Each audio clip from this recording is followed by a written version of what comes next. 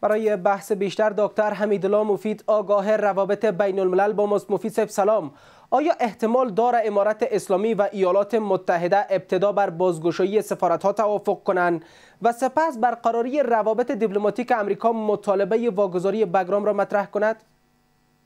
درود و سلام حضور شما جناب سادات صاحب بزرگوار، همکاران تکنیکی و بینندگان گران ارجتان و در پایان.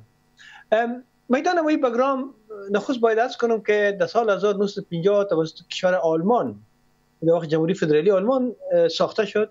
در سال 1970 تا 80 روسا در اوجا به اصطلاح بخش دوم به اصطلاح برجای کنترلش ساختن و یک مقدار تاسیسات دیگه در رو ساختن. از سال 2001 تا 2021 قطعات ایالات متحده آمریکا بود که در این وقت خط رنوی دوم ساخته شد و در افزون بر اون شفاخانه، آسایشگاه، زندان و بسیار بخش‌های دیگه اعمار شد تا زیرزمینی‌های بسیار بزرگ و گاراژهای خوب برای طیارات مختلف شد. میدان هوایی بگرام یگانه میدان هوایی منطقه است که دارای میتونه طیارات بی 52 و بی 2 و همچنین طیارات با فوق سرعت صوت درجه 20 از آن پرواز کنند. حتی طیارات این 26 روسی که برنده‌های قطعات نظامی تانک‌ها است در این میدان هوایی با سادگی نشست میکرد و پرواز میکرد. از این لحاظ در موقعیت خاصی که جیو استراتژیک و ژئوپلیتیک داره مورد توجه تمام کشورهای جهان قرار گرفته. خب این که پرسش شما را که آیا ایالات متحده آمریکا نخست میخواد با امارت اسلامی طالبان یا امارت اسلامی افغانستان نخست مناسبات سیاسی تامین کنه و در پی درخواست گرفتار به اصطلاح تسخیر بگرام کنه. من در این مورد بسیار ساده خدمت شما عرض میکنم. ایالات متحده آمریکا کشوری است برای توانایی بسیار بزرگ رزمی و جنگی جهانی در حدود سالانه حدود 700 تا 800 میلیارد دلار بودجه نظامیش است، در حالی که هیچ کشور بالاتر از 200,000 در دنیا وجود نداره. تقریبا ایالات متحده آمریکا در حدود 751 پایگاه نظامی در تمام جهان داره و شما می‌دانید که پایگاه نظامیش حتی در کشور عربستان سعودی در حجاز است، در جزایر ابو موسی است، جزایر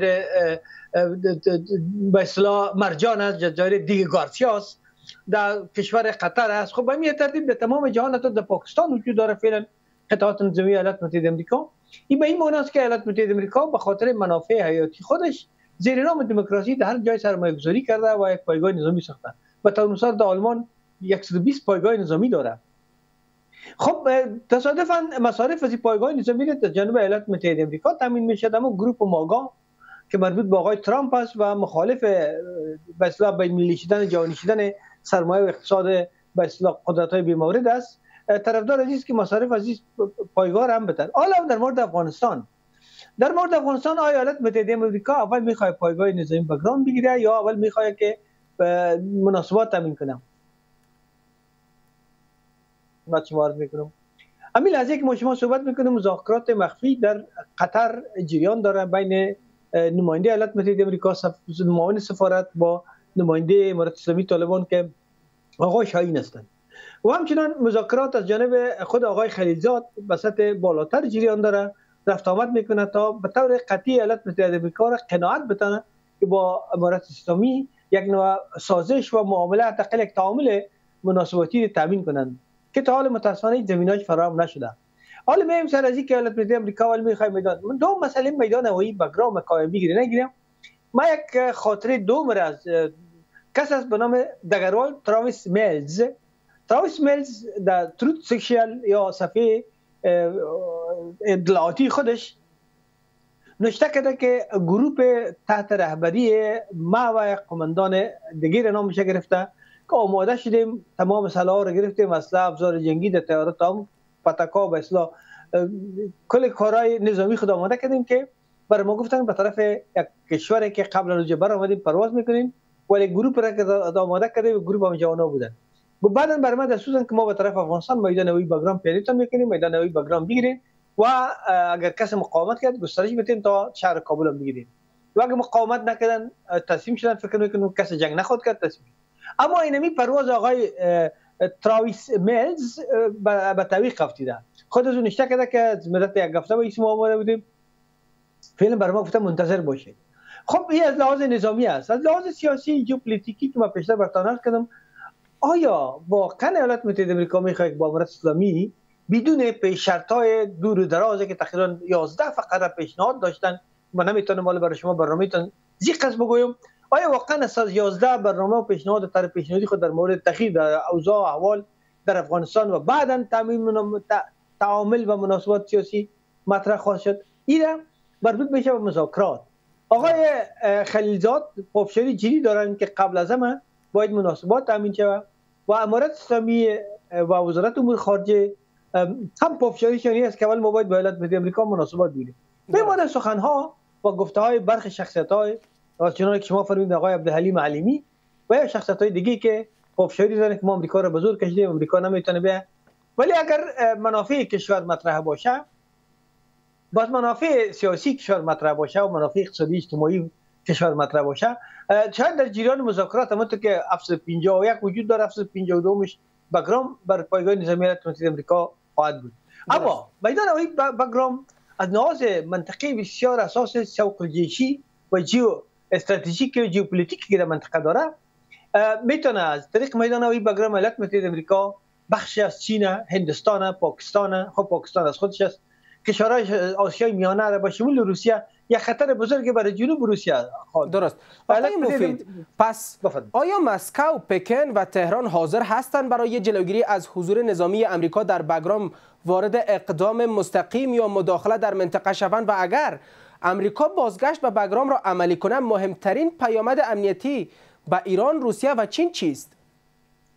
با ویژه اجازه بدین برای چین، خب چنانکه آقای ترامپ خودش فرموده 200 کیلومتر، ولی ما به طور قطع 1000 کیلومتر تا مرز سینکیانگ داریم و تا هم جایی که پروژه اقتصادی در ایالت سینکیانگ در جنوبش است در حدود 2500 کیلومتر و تا خود پیکینگ در حدود 4 تا 6000 کیلومتر ما فاصله داریم. به هیچ وجه به هر حال چین یک خطر نزدیکتر برش واقع میشه، در حالی که مثلا امی پایگاه ایالات متحده آمریکا در پاکستان است که از طیارات بی 52 و بی 2 پرواز کردن نمیتونن. در منطقه ما هست که میدان هوایی بگرام یگانه جایی است که زمینه کامل فراهم پرواز طیارات.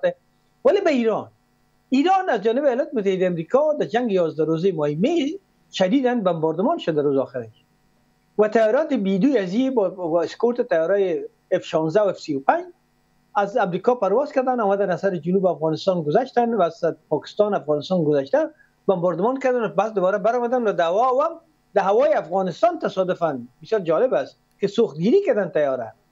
یعنی در هوای افغانستان چون میفهمیدن که هوای افغانستان برای خطرناک نیست برشان، وقتی طیارات بلندپرواز تانکرهای هوایی آمد تیل برای طیارات ویدیو داد، از سر افغانستانی کار انجام شد. درست. خب برای ایران بسیار خطرناک است. ایران یگانه جای تشویش از امریکا داره، یک بار امریکا ایران زده و بار دوم که باز ایران بزنه برای ایران خطرناکه. چین هم خطرناکه، ولی روسیه در این اواخر شما میفهمید که نشست فردا، نشست SIC یا به اصطلاح کشورهای مشترک المنافع، اول کشورهای آسیای میانه با هم میبینن در وجود آقای رئیس جمهور روسیه میبینن و بعد از خود مجموعه مشترک کامل کشورهای مشترک المنافع به شمول بلاروسیه، آذربایجان، اینا بار دوم ملاقات در تاجیکستان میکنن. اونجا رهبراش میه. روسیه منافعش واقعا در خطره. با میدان هوایی بگرام روسیه را میتونه که جنوب روسیه کاملا خطرناک شه و برش شمالش از جنوب غربش از شرقش است و آلاسکا داره ایالات متحده آمریکا بحریه خود رایی کرده در نزدیک از این طرف هم خبرش بسیار خطرناکه. بنابراین روسیه، چین و ایران این سه کشور مخالف جدی جابجایی ایالات متحده آمریکا در میدان هوایی بگرام و به این خاطر پافشاری میکنن، از هر طریقی فشار میارن که ایالات متحده آمریکا در میدان هوایی بگرام جابجا نشه. درست. مفید صاحب، خیلی کوتاه اگر اشاره بکنین که با توجه به اینکه بگرام ساخته شوروی و توسعه یافته توسط امریکا است، آیا این پایگاه عملاً به میدان رقابت تاریخی دو ابرقدرت تبدیل شده؟ بله، به طور قطع دورانی که آلمان‌ها در سال 1950 ساختنش و بعد از اینکه سال 1970 روس‌ها آمدن و برج مراقبت و خطرانویر تکمیل کردن، از اون تاریخ یعنی روس‌ها وقتی که میدان هوایی بگرام در اختیار داشتن، در وقت روسیه وجود نداشت به نام اتحاد جماهیر شوروی سوسیالیستی و پیمان وارشاو بود. اونا از این میدان استفاده اعظمی کردن. در پی از ایالات متحده آمریکا با ناتو آمد. ایالات متحده آمریکا تنها نبود. ناتو 48 کشور در افغانستان قوایشان داشتن و از این میدان هوایی بگرام استفاده میکردن از اون خاطر مجهزترین میدان هوایی در منطقه میدان هوایی بگرام تا سال 1923 22 است و از این لحاظ 21 است. میدان هوایی کاملا یک میدان استراتژیک است. درست. و از این لحاظ بسیار سوق الجیشی است. برای بنا ایالات متحده آمریکا دوباره چی دختم اگر یانه مناسبات بین ایالات متحده آمریکا و روسیه با حالت ارتضاع درآید، ایالات متحده آمریکا بهترین گزینه برایش میدان هوایی بگرام است. از اون لحاظ پافشاری جدی داره. سپاس از حضورتان در برنامه دکتر حمیدالله مفید، آگاه روابط بین الملل.